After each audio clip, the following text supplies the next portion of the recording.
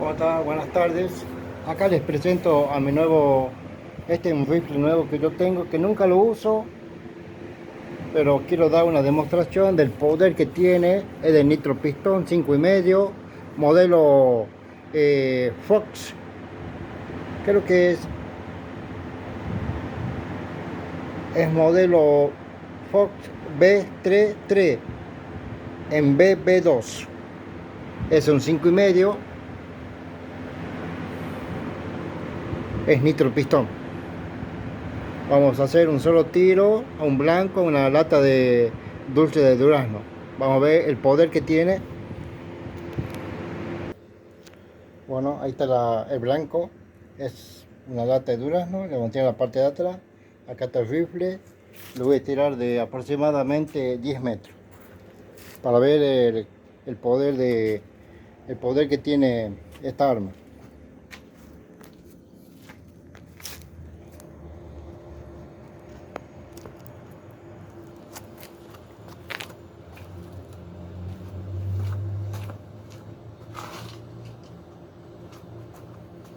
Estos rifles, estos se los carga, estos tienen acá abajo del caño fijo, por donde sale el balín, hay que cargarlo con así.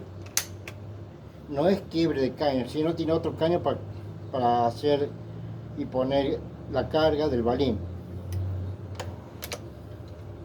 Tiene un seguro, que es este. Tiene un seguro a la par del gatillo, tiene un seguro. Bueno, vamos a hacer tiro a 10 metros.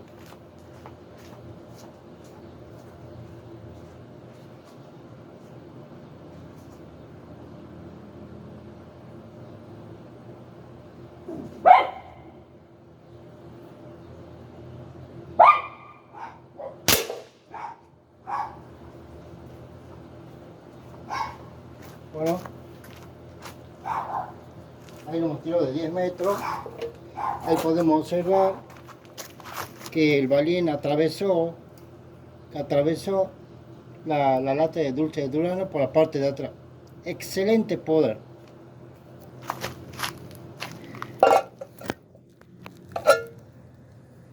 Ahí pegó justo en la parte del costado. No lo perforó, pero bueno, se nota que es bastante fuerte. Bueno, eso es todo. Gracias.